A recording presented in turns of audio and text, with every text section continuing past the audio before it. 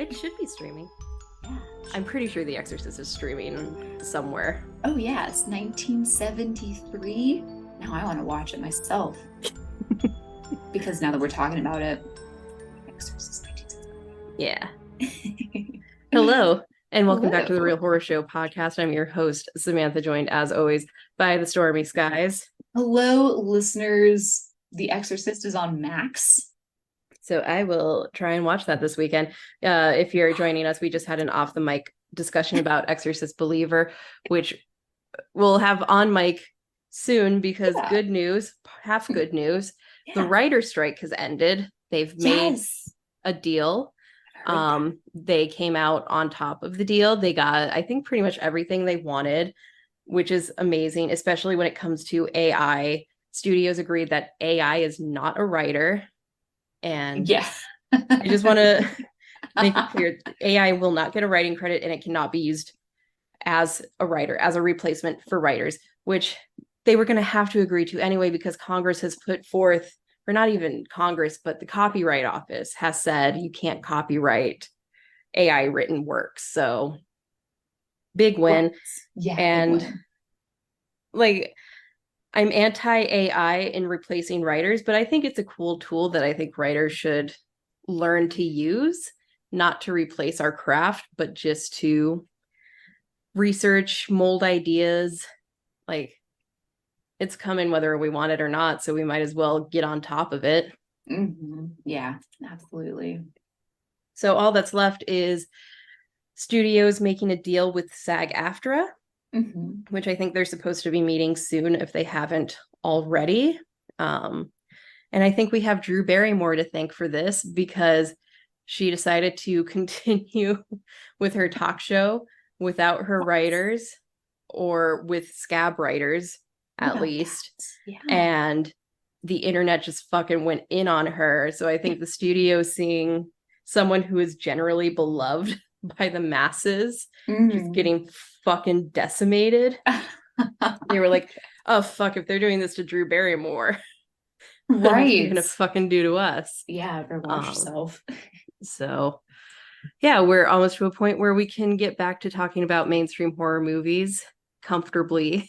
But in the meantime, our next movie, as we said previously, will be the 1999 Japanese horror film Audition, which is it is not on Shudder. I mistakenly thought it would be on Shudder because it's on AMC Plus and they have a lot of crossover. It is, however, on Tubi. So excellent, perfect. We thank our Tubi overlords. Yeah, thanks to like literally everything I've watched for the past couple movies has been on that. For us. Thanks, Tubi. So Audition is a very important piece of Japanese cinema. It is featured in the book 1001 Movies You Should Watch Before You Die. Nice. So yeah, it'll be a great fucking time. And I do want to mention something about the last episode that I noticed while I was editing. I said the word iconic quite a lot. Nice. And I am sorry. Wait, in our last episode? In our last episode, I kept saying, this movie's so iconic. It's iconic. Like, I understand why it's iconic. Yeah, you do. Now that you mention it, I do remember that you said iconic a lot, but I like at the time, it didn't seem like a lot to me. I know. I'm sure you listen to it. It's a lot. We don't have a script. I just say the shit that's in my head. Dude, that's fine. I mean, it is iconic, so it's not like you're saying the wrong thing. It's completely correct. I do think we're starting to overuse that word a lot as a society. The jeans you bought at Old Navy are not iconic. but something like Ringu is iconic to the horror genre. Yeah, it is. But speaking of Japanese media, how far did you make it in Death Note? You said you were going to watch a bunch of episodes. I did. I watched a bunch of episodes last night. So I started watching at about 8:30. And I was on episode 4 when I left off the last time. And I watched up until episode 8. So I'm on episode 8 now. Awesome. And yeah, the last thing that happened is we now have seen the face of Elle. Yes. And it's so funny because like now that I see Elle, I am like thinking about all the like fucking t-shirts at Hot Yeah. Topic that had him on it with like he's like crouching Yeah. and shit with his like big eyes and his hair, and I'm like, oh my god, that's who that is. So Yeah. like, yes, L. We had a lot of L shirts. And now you get it. Yeah, now I get it. L. Why he's so popular with the Hot Topic anime girlies. He's because he just looks like a little emo. Yeah, he's a dirty little emo boy. Emo boy with no shoes, and he like doesn't sit on his butt. He like sits on his heels, and he has like big black spiky hair and big black eyes and black bags under his eyes because he just drinks coffee with lots and lots of sugar. And he's like also very smart and the best detective of all time. And I don't know what his age is. I'm guessing it's pretty young. Yeah, I think he's fairly young. He's older than Light, but not old enough for it to be noticeable. Yeah, he looks like a young person. But so we've met him, and then we have also Light is now starting to kill people who aren't bad guys. He's just killing people who are onto him. Yeah, so you're at episode 8, so you saw the tragedy that is Ray Penbar and Naomi Mizora.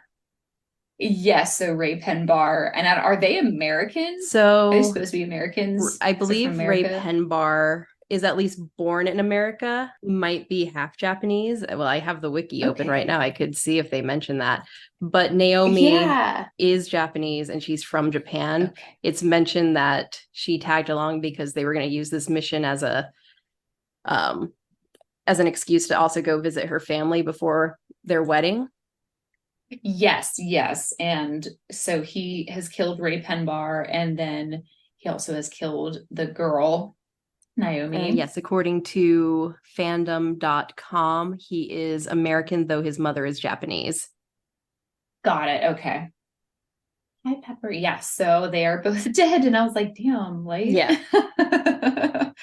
Which, for anyone who's a fan of Naomi Mizora and wants more of her, I think there is a light novel about a case that she worked on with Elle. I can't remember the name of it, but it's kind of a prequel to the Death Note series.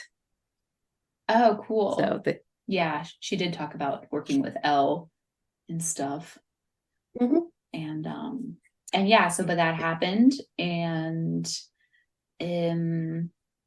there was something that happened that I think I missed it because I was like not looking at the subtitles or whatever, but Light figured out a special way to use the Death Note, and Ryuk says something like, oh, even I didn't like know that you could do that with the Death Note, but I don't know what the fuck he did. I think like it's confusing a little bit because they go into it so much. Yeah, I'm like, I know these first 10 episodes, there's a lot of explanation about what you can and can't do with the Death Note. I think what it was is on the bus. He had that piece of paper with the Death Note that he basically planned someone's death. Yes. And I can't remember if that's what Ryuk knew or not. But actually, no. And he touched it. What it is, I think I know what it is. Okay, so he tore out a piece of paper and he gave that piece of paper before killing Ray Penbar. He gave it to him with just these blank slots where he was supposed to write the names of the people investigating in Japan, the FBI agents investigating in Japan.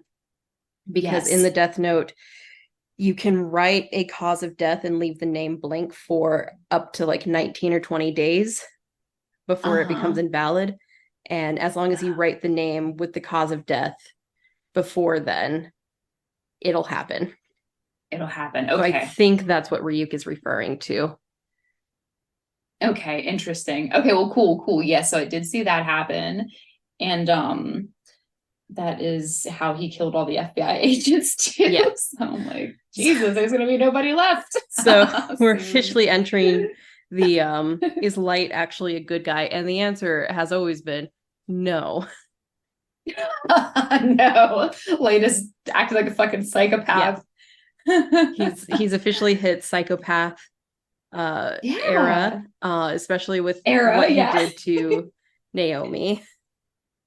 Yeah, that was pretty messed up. I was like, wow. Damn.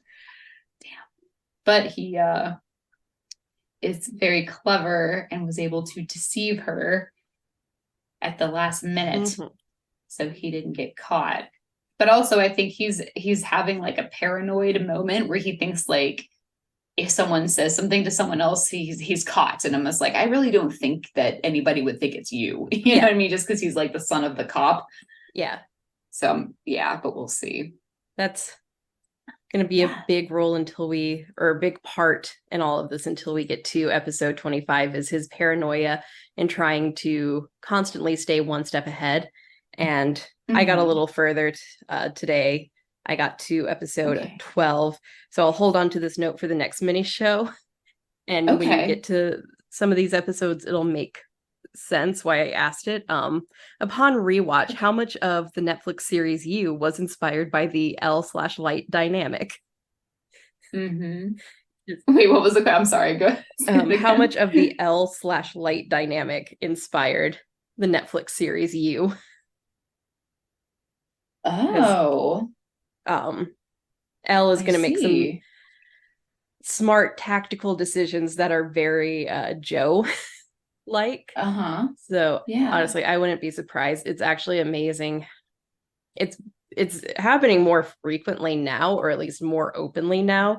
Like how much fucking Yeah. fan fiction is getting the barcode filed off and published as original work these days, Yeah. that I wouldn't be surprised if there was some inspiration here, or at least implanted the idea into the writer's head of how someone can stay unsearchable. Like with Right. season 2 and Candace coming back in You, and she goes by the alias Amy Adam to make it impossible to Google her. Right. Yeah. So we have some of that trickery happening I in the next few episodes. see. Yes. Yes. And I do get Yeah. watching this as an adult why it was so popular with little emo goth girlies our age in the early Yeah. 2000s, because you have the hot preppy boy who's the real villain and the awkward emo boy as the hero. Yeah, I love it. I love Light. I think he's so cute, and that's the only reason why I'm still really watching. But it's also like it's a pretty good story so far. But the episodes are quite short, but they do pack a lot into Mm-hmm. them. Like 20 minutes each almost, and it's pretty cool that they're able to do Yeah. that. There are two things I did want to bring up to you though, and I hope we can discuss them briefly before we end the episode because it's my first time watching anime. Mm-hmm. So I wanted to ask you if this was like a cultural thing. Well, first, let's talk about the non-cultural thing that I just noticed in these first early episodes. I noticed that, is it just because we're trying to discuss everything about the Death Note that there's not a whole lot of action happening Yeah. all that much? Yeah. Okay. With the end of episode 8 going into 9, Mhm. and yeah, 9 I think is one of my favorite episodes of the series, because it's when it starts taking more of an actiony turn and the stakes are raised.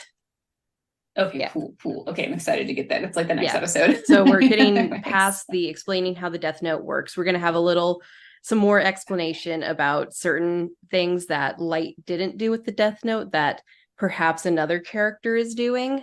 So just some Okay. clarification with the rules in regards to that. But Okay. with episode 9 and beyond, it does take more a turn to become more of a thriller, more of an action thing.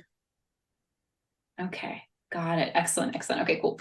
And then my next note that I wanted to bring up was in this last episode, so episode 8, whenever it's the FBI agent guy and his fiance, is it like a cultural thing to be like kind of sexist towards women? Because I'm seeing a lot of stuff like, oh no, you're a woman, like we're engaged now, so you don't have to work anymore, so don't even think about that. When we have a family, you'll be too busy to even want to pursue anything else other than being a mother. So is that kind of the culture of Japan, or is that just the men writing it, or I is it think the type of story it I think so, is? especially with 2006, Yeah. from my understanding, just Yes, from the year. what I've seen on TikTok and what I've watched on YouTube.